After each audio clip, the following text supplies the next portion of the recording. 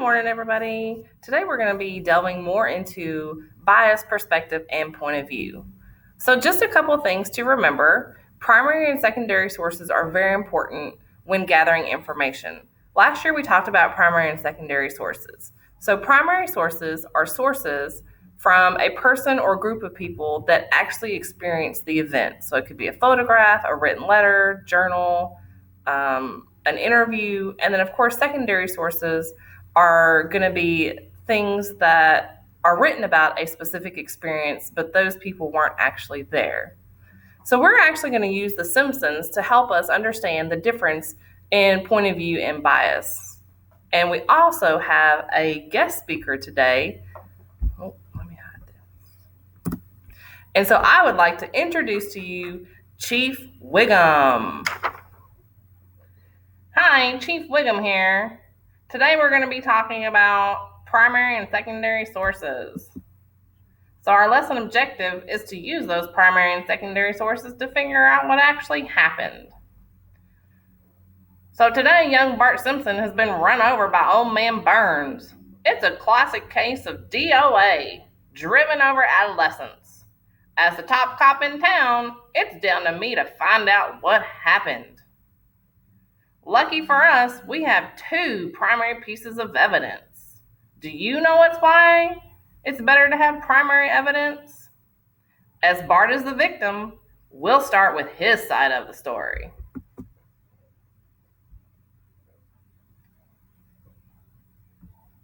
Now, Bart, I want you to tell the jury in your own words exactly what happened on the day of the accident.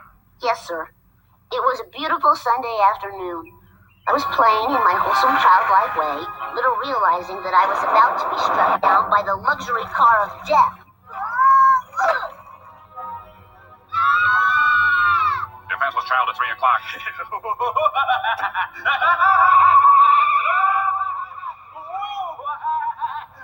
Luckily, I was not killed that day, although sometimes I wish I had been. In your own words, write down his side of the story. He must be telling the truth after all. Now it's time for Mr. Burns' side of the story.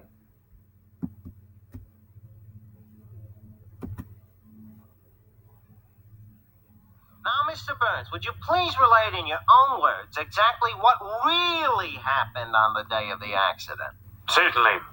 Oh, it was a beautiful day. The sun was shining. I was driving to the orphanage to pass out toys. Suddenly, that incorrigible Simpson boy darted in front of me.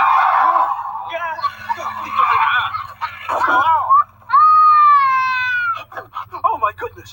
Look what's happened. Oh, it's not important, sir. Let's drive on. Why, you despicable, cold-blooded monster. Regardless of what you think, we must summon help and comfort the dear boy until an ambulance arrives. No! Take me! I'm old! That's what happened. That was pretty convincing. Write down his side of the story. Surely Mr. Burns is telling the truth. Who do you think is telling the truth? Make a list of similarities between their stories and then write down your own story of what you think really happened. All right, let's find out what really happened.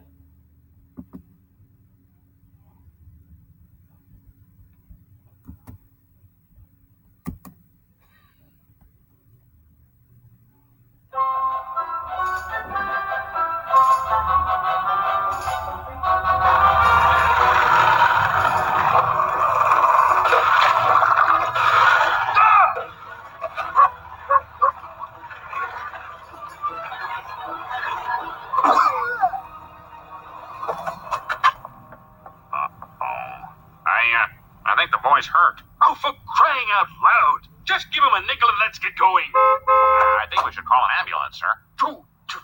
What the do we do?